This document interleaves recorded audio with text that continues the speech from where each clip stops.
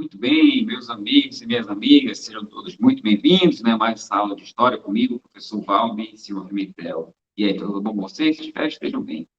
Muito bem, galera. Então, olha só, vamos dar continuidade, né? Aí, nossos estudos sobre história.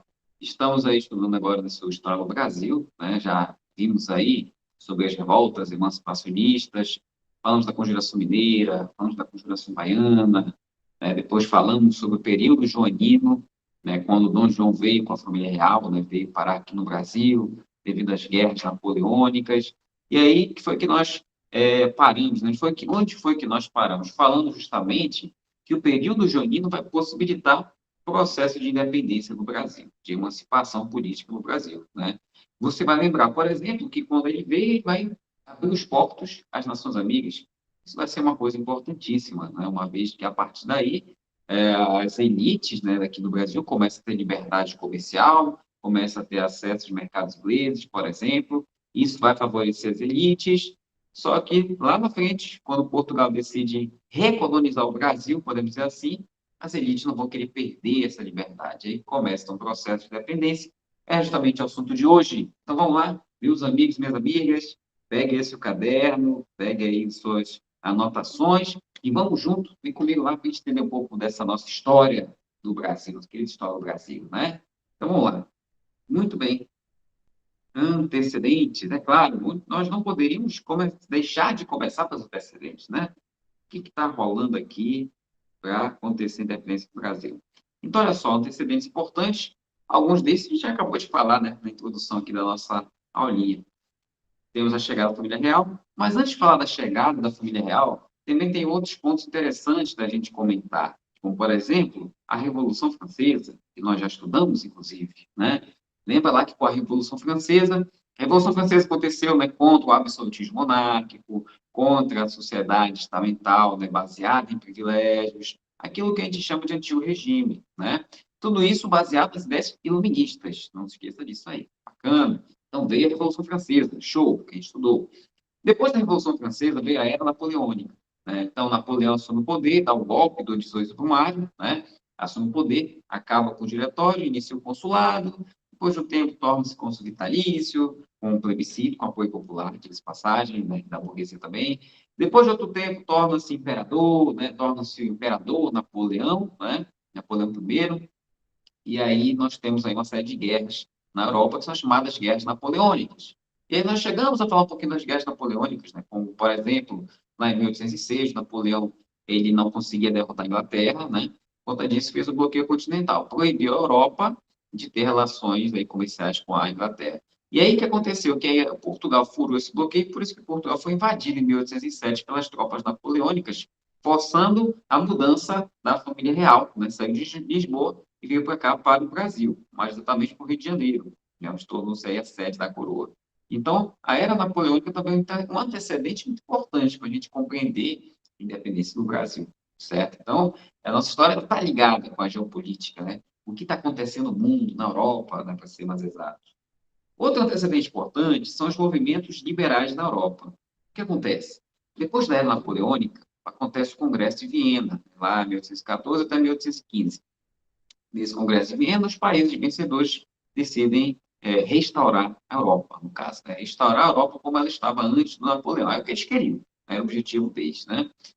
E aí o que acontece? Quando eles fazem essa restauração, ou seja, os reis que perderam o poder voltam ao poder, o antigo regime ele é restabelecido em vários lugares, onde o antigo regime já tinha caído, né?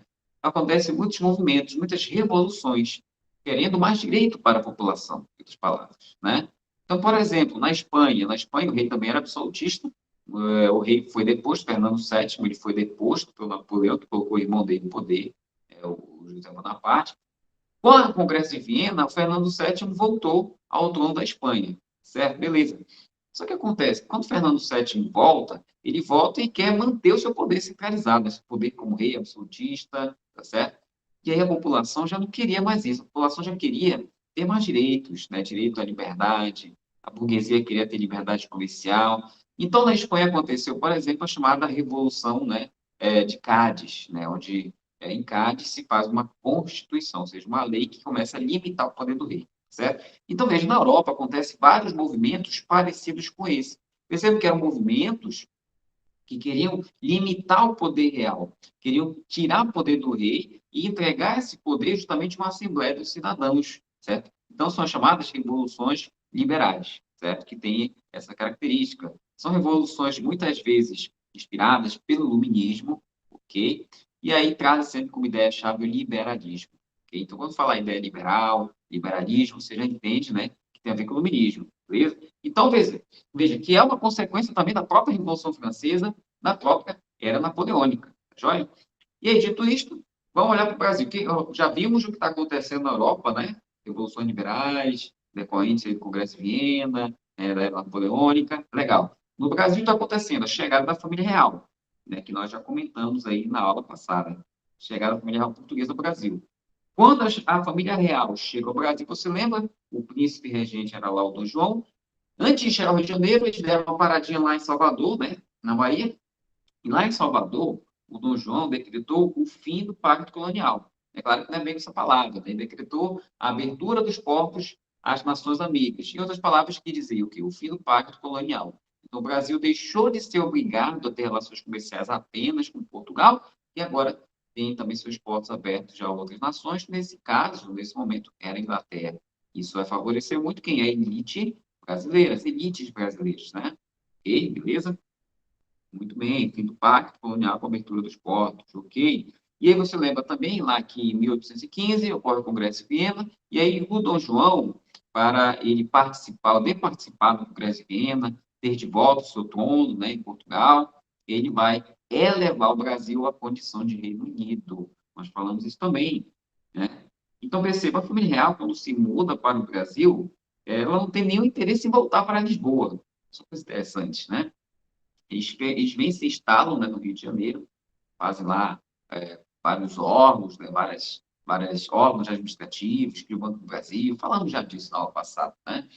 E acontece que a família acaba gostando de ficar no Rio de Janeiro, podemos dizer assim, né? Então, para o Dom João não ser obrigado a voltar para Lisboa, o que ele fez? Ele elevou o status do Brasil, né? O Brasil se tornou o quê? Reino Unido de Portugal, Brasil e Algarve. Então, perceba que o Brasil já deixou de ser colônia faz muito tempo.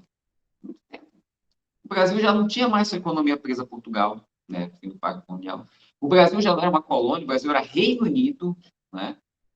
Aí, Portugal, Brasil, Algarve. A sede da coroa estava aqui no Brasil, no caso, no Rio de Janeiro. Dom João, depois, em 1818, é coroado como Dom João VI, né, com a morte de sua mãe, Dona Maria I. Dom João é coroado onde? No Rio de Janeiro. Então, quer dizer, a família real está muito bem obrigada aqui no Brasil. Tá joia? É o que está acontecendo aqui. Ó. Aqui o Dom João, aqui já é um retrato, já como o Dom João VI. Né? Você tem aqui a coroa portuguesa, né? E aí o Dom João VI. Legal, legal, legal. E aconteceu o que então, minha gente? Olha só. A família real estava muito acomodada por aqui, pelo Rio de Janeiro. Tá tudo bacana, legal, né? Só que em Portugal as coisas não iam muito bem. Por quê? Como a família real deixou Portugal, Portugal ficou dominado um tempo pelos franceses, né? Depois, quando Napoleão é derrotado, Portugal passa para a mão dos ingleses. Então, perceba que Portugal é como se Portugal fosse, digamos assim, menos importante que o Brasil, né? Portugal, que é a sede da coroa, tornou-se agora, somos um lugar, né? Podemos dizer assim, dominado agora pelos ingleses, né? No caso. E aí o que acontece? Que aí, nesse ponto, a população começa, então, a se indignar dessa situação. Pois nós, como é que nós, portugueses, estamos nessa situação? Estamos dependendo dos ingleses? A família real está morando lá no Brasil, que é uma possessão nossa, agora virou Reino Unido? Que história é essa? Né? Então, veja, que em Portugal vai acontecer, devido a essa insatisfação, e através das ideias iluministas liberais, né, da Europa, aí, do início do século XIX, vai acontecer o que em Portugal? Revolução Liberal. Opa, Revolução Liberal, opa, já viu, né? Liberal tem a ver com liberalismo, revoluções liberais, iluminismo. Isso aí, meu povo, minha pova. Então, em 1820 acontece a Revolução Liberal de Porto, beleza? Porto, uma região de Portugal onde aconteceu, no caso, essa revolução. Então, veja, Portugal vivia uma crise política e econômica, como a gente comentou, né? Portugal era dominado pelos ingleses, então isso começa já a insatisfação. Crise econômica também, porque perceba que Portugal, a economia portuguesa dependia muito do Brasil. O Brasil era a principal colônia portuguesa, né? E agora o Brasil não é mais colônia. Então, perceba que, enquanto as elites brasileiras estão muito bem com a abertura dos portos, as elites portuguesas estão muito mal, porque não tem mais, né, o monopólio sobre o comércio brasileiro. Então, Portugal está vivendo uma crise, né, terrível, enquanto a família real permanecia no Brasil e não mostrava nenhum interesse em voltar para o Brasil. E é influenciado por essas ondas liberais que a gente acabou de comentar, os portugueses fazem a Revolução Liberal do Porto, ó, 1820. O que eles queriam? Quais eram os objetivos da Revolução Liberal do Porto? Ó, queriam promulgar o que? Uma nova Constituição para limitar os poderes do rei. E aí, como a gente falou Revolução Liberal, qual é o principal objetivo deles? Qual é a principal pauta? Limitar o poder do rei. Legal. E como é que se limita o poder do rei? Criando uma Constituição. A Constituição, que é a lei maior de um país, né? E nesse caso, nesse contexto, a Constituição é maior também do que o poder do próprio rei. Por isso que era tão importante a Constituição. Então, eu queria criar uma Constituição para Portugal, certo? Através das cortes. Queriam também a volta da família real para Portugal. Portugal, Lisboa tinha que voltar a ser a sede da coroa portuguesa, né? Não mais Rio de Janeiro. E queriam também a volta do Brasil, ó, ao status de colônia. Então, perceba que esse liberalismo era limitado, né? Eles queriam assumir o poder realmente, queriam liberalismo político, mas não queriam ainda o liberalismo econômico, porque eles queriam manter o Brasil preso às amarras de Portugal, certo? Então, essa que eram as ideias da Revolução Liberal do Porto. Aqui você tem uma imagem, uma pintura aí representando as cortes. As cortes é como se fosse a Assembleia Constituinte de Portugal, certo? Então, lá estavam os deputados de Portugal, de outras regiões. O Brasil, como era Reino Unido, também mandou deputados para as cortes em Lisboa, tá certo? Muito bem, e aí aconteceu. Então, em 1920, Revolução Liberal do Porto, o negócio está pegando em Portugal, né? O Brasil chegou a enviar representantes às cortes, como a gente comentou, né? Só que esses representantes não tinham a devida força política. Por quê? Querendo ou não, Portugal tinha a maioria dos deputados, Portugal queria realmente, né, que o Brasil voltasse ao status de colônia. Os brasileiros que foram para Portugal defender, né, a causa brasileira, defender que o Brasil não voltasse à condição de colônia, não tinha muita força, né, porque era um menor número, e aí não tinham tanta influência assim também, né? Então, apesar do Brasil participar, mas o Brasil não tinha muito como evitar o retorno à condição de colônia, o que, é claro, desagradava as elites brasileiras, né? Em 1821, Dom João VI teve que retornar a Lisboa. Teve outro, ele tinha que voltar, senão ele ia perder o trono, ia ser pior para ele. E aí Portugal seria uma república, né? Então, Dom João VI não queria perder o trono, voltou para Lisboa, mas fez o quê? Olha só, Dom João retornou a Lisboa, mas deixou seu filho Dom Pedro, ó, como príncipe regente do Brasil. Beleza? Então, perceba, minha gente, o que dá para a gente entender aqui? Dá para a gente entender que já se vislumbrava que uma hora ou outra a independência iria acontecer, pelo que estava acontecendo em Portugal, né? E aí Dom João então deixou seu filho como príncipe regente, seu filho que é o Dom Pedro, né? Que é o Pedrinho. Conta-se na história que Dom João teria dito a Dom Pedro: olha, filho, se tiver que acontecer uma revolução, que seja com a sua participação e não com a participação das massas, né? Do povo, né, enfim, dos pobres, né? Podemos entender assim. Então Dom João VI já sabia que poderia acontecer uma hora ou outra em independência, por isso deixou seu filho. E Dom Pedro como príncipe regente. Muito bem. E aí aconteceu, a família real então voltou para Lisboa, deixando apenas aqui o Dom Pedro, certo? As cortes de Lisboa queriam que o Brasil retornasse à condição de colônia, que desagradava as elites. Então, perceba, não tinha outra. O Brasil tinha que se emancipar, tinha que se tornar independente, né? Senão, as elites brasileiras iriam perder aí o que mais queriam, liberdade comercial. Então, é nesse contexto que as elites começam a se articular. As elites estão percebendo, pô, vamos ter que separar de Portugal uma hora ou outra. A gente tem que articular esse negócio, né? Então, já que a gente é para articular esse negócio, é melhor que a gente articule com o apoio do príncipe. Então, percebo que no Brasil, diferente da América Espanhola, né, do restante da América, até mesmo dos Estados Unidos, o Brasil ele tornou-se dependente, sobretudo, através da participação da aliança das elites locais com o príncipe, né? Com um representante, né, da coroa. Olha só que doidice o Brasil. Pois é, né? O Brasil já até a independência avacalhada, né? Vamos dizer assim, né? Então, perceba, essas elites que estão aqui, estão olhando, estão presenciando a situação, estão vendo que vai ter que rolar independência uma hora ou outra, começaram, então, a se aproximar de Dom Pedro, certo? para que, com a liderança de Dom Pedro, pudesse articular a independência. E você pode perguntar, pô, mas pô, Dom Pedro era português, né? Por que esse pessoal quer tanto apoio de Dom Pedro? E aí está o detalhe. Como foi que os Estados Unidos tornou-se independentes? Através de uma guerra, né? Através de guerras. A América Hispânica também, né? A América Espanhola tornou-se independente através de uma série de guerras. E no caso da América Espanhola, isso acabou levando à fragmentação territorial, à formação de vários países.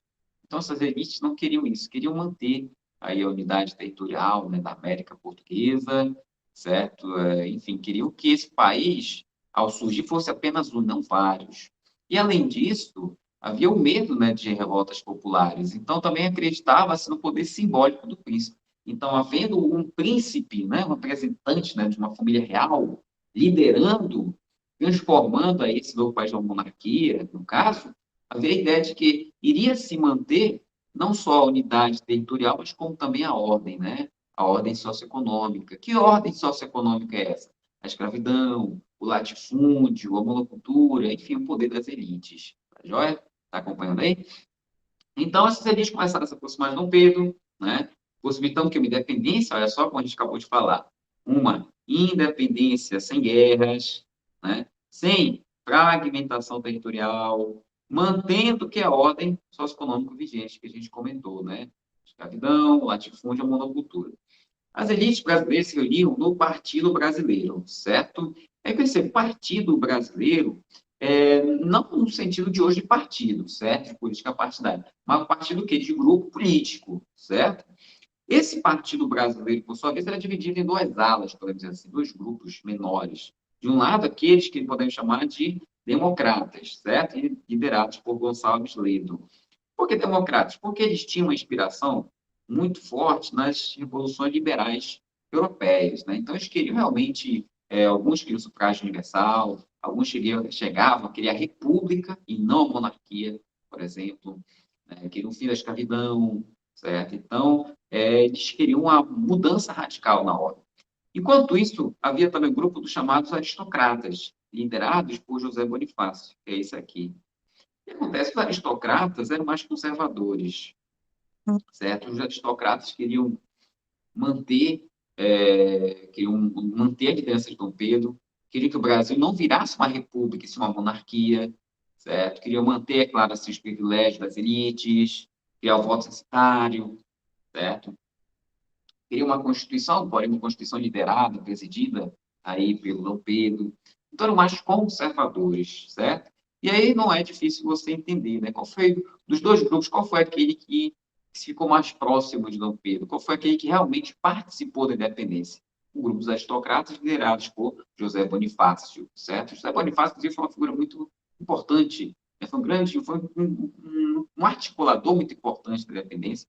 José Bonifácio chegou a querer o fim da escravidão, certo? Para ele, na Constituição, né, que seria feita, já deveria se abolir a escravidão, só que nesse ponto ele não tinha força, né? As elites eram muito fortes nesse ponto, querendo a escravidão, por isso se manteve a escravidão, mas dependendo de José Bonifácio, mesmo ele sendo conservador, ele achava muito melhor acabar com a escravidão, porque assim poderíamos também transformar o Brasil, né, economicamente, quem sabe ser uma potência, industrializar o Brasil, como a Inglaterra, era o sonho de José Bonifácio, mas que acabou não dando certo, beleza? Além desses, é claro, também havia o Partido Português, que eram elites portuguesas que estavam no Brasil, que queriam a volta do Brasil à condição de colônia. Havia também os liberais radicais, e como falo, liberais radicais, queriam a república, queriam a divisão do país, né, em outros territórios, alguns queriam, chegavam a querer isso, né, queriam o federalismo, e é claro, nesse momento histórico, não havia como eles terem muita força, né? Eram principalmente representantes das camadas urbanas, eram profissionais liberais, como médicos, advogados, professores, engenheiros, tá certo? Muito bem. Porém, esse é claro, quem ficou mais próximo do Pedro, Partido Brasileiro. Dentro do Partido Brasileiro, principalmente os aristocratas, chefiados por José Bonifácio de Andrada. Legal? Muito bem, dando continuidade aqui. E aí vamos lá, então, já caminhando para esse assunto. Isso é um time bem curto, certo? De hoje. O que vai acontecer? Em abril de 1821, as Cortes de Lisboa decretam o retorno imediato de Dom Pedro a Portugal, né? Então, as cortes queriam realmente que o Brasil retornasse à condição de colônia, exigiram que Dom Pedro retornasse para Portugal, e Dom Pedro não aceitou, não fez, né? Não retornou a Portugal, ficou. Tanto é que em janeiro de 1822, Dom Pedro recebe um abaixo-assinado feito aqui por membros do Partido Brasileiro.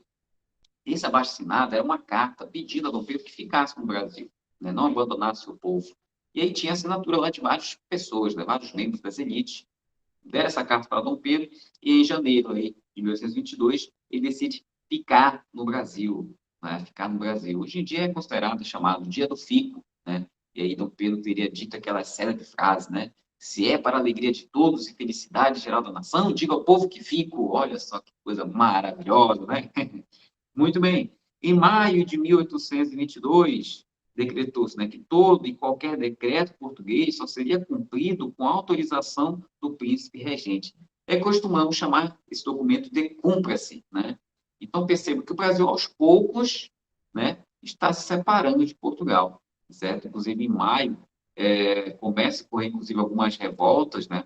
Alguns membros de algumas tropas portuguesas que estavam aqui, principalmente na região Nordeste, já começam a encontrar resistência, começamos a ter aí alguns confrontos, inclusive, né?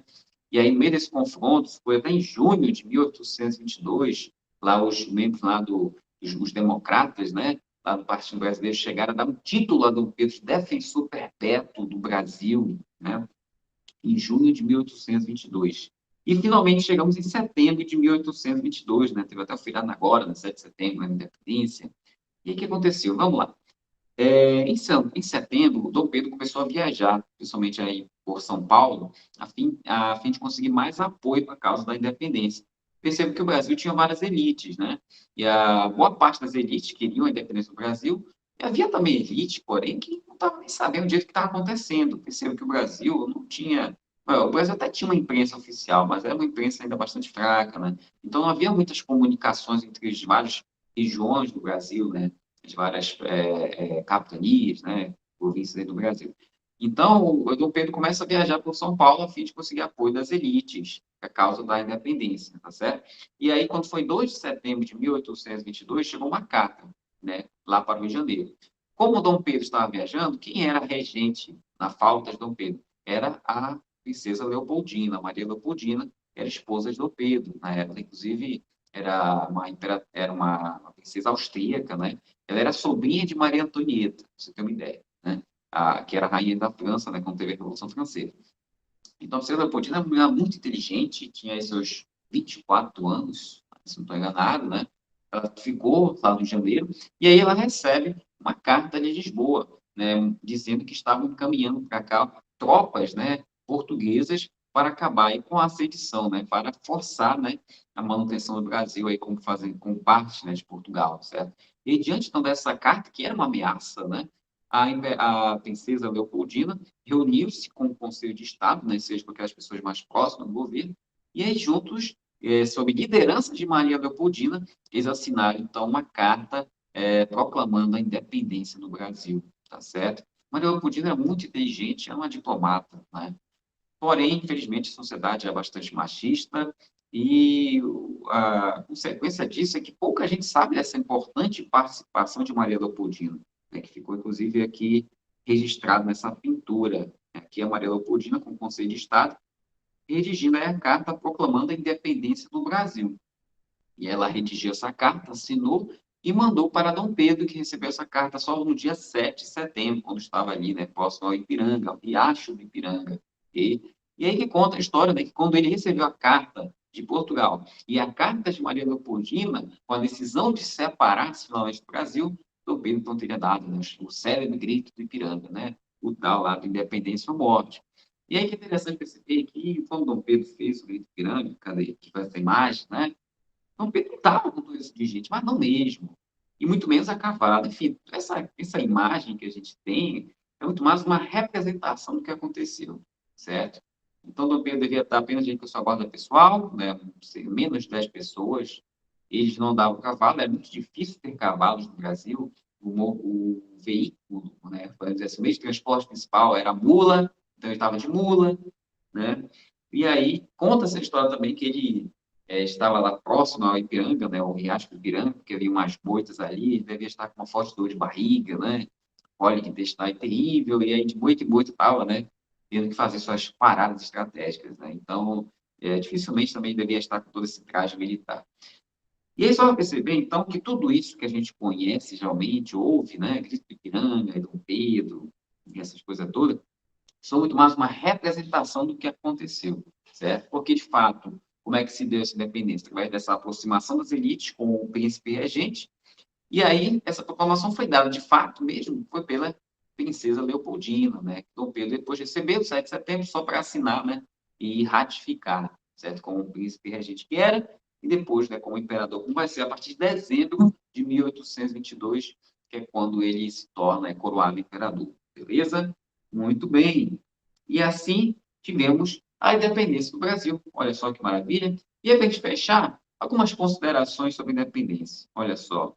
Bom, apesar de algumas manifestações populares nas ruas de Janeiro, apoiando Dom Pedro, apoiando a independência, é importante perceber, eu acho que você já visualizou isso, que a independência foi feita essencialmente pelas elites. O povo se manteve à margem do processo de independência. Ele foi coordenado meio um pouquinho pelas elites. A prova disso é que mais tarde, quando tiver a Constituição, a gente vai ver que a escravidão vai ser mantida, né? A grande propriedade de terra, esse modelo de latifúndio vai ser mantido. O modelo também agroexportador vai se manter no Brasil. Inclusive, a partir do século XIX já começa a entrar em cena o café, né? Vai ser um grande produto aí das nossas exportações até o século XX. Então, a independência do Brasil foi coordenada essencialmente pelas elites. Importante você ter em mente isso. Ok? E aí, bom, também interessante fazer uma comparação com a própria América Espanhola. A gente até falou. Olha só, essa aqui é o mapa, né, da América Espanhola após a independência. Legal? E aí você pode perceber que a América Espanhola tornou-se o quê? Em vários países. A América Espanhola se fragmentou em vários e vários países, que você vê aqui, né, com a data de independência. Então, ao contrário da América Espanhola, a América Espanhola se fragmentou em vários países. Cadê? Né? Teve fragmentação territorial. E esses países que formaram, se tornaram repúblicas.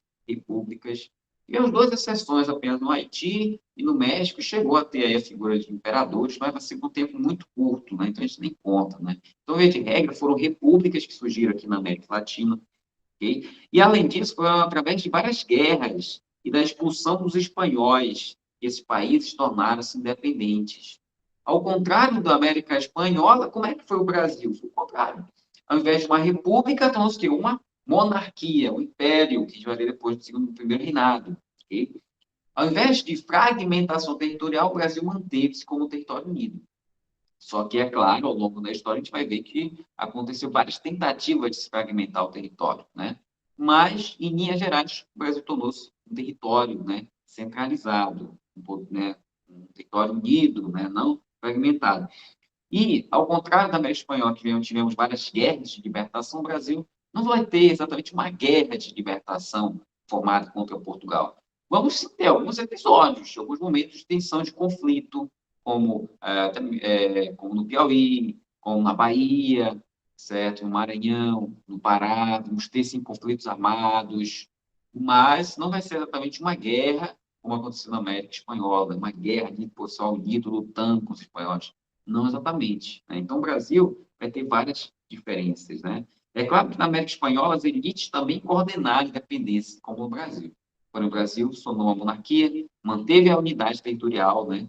E, é claro, evitou, né, o máximo possível, várias guerras, tá certo? E, além disso, mesmo independente, o Brasil manteve-se com as mesmas estruturas coloniais. Então, o Brasil continuou adotando o latifúndio como modelo de propriedade da terra, a monocultura como atividade econômica e o trabalho escravizado como padrão, né, de trabalho escravizado. Okay? E como a gente falou, né, importante perceber que tudo isso aqui é uma representação. Essa tela, você ter uma ideia, ela foi pintada apenas em 1866 pelo Pedro Américo. Ou seja, 44 anos depois, já no período do segundo reinado que essa tela foi pintada. Né? E aí, é claro, não tinha tudo isso de gente, como você percebe. Porém, uma coisa bem interessante é que uma coisa realmente está ligada com a realidade, essa tela, que é o povo. Você vê aqui pessoas bem vestidas, aqui no centro, né, próximos a Dom Pedro. Você tem aqui as tropas, bacana. E onde é que está o povo? Aqui no canto, olhando, só assistindo, nem sem entender o que está acontecendo. Pois é, realmente a população pouco participou do processo da independência. A independência foi coordenada pelas elites, para manter seu poder, para manter seus privilégios. Ok? Muito obrigado pela atenção, então, né? Espero que tenha entendido aí esse conteúdo. Depois dê uma olhada aí no assunto, né? No assunto, na apostila, dê uma olhada na atividade também. Qualquer coisa, pode deixar seu comentário, né? Que a gente busca aí melhorar sempre, tá certo? Muito obrigado pela atenção, fique com Deus e até a próxima. Tchau.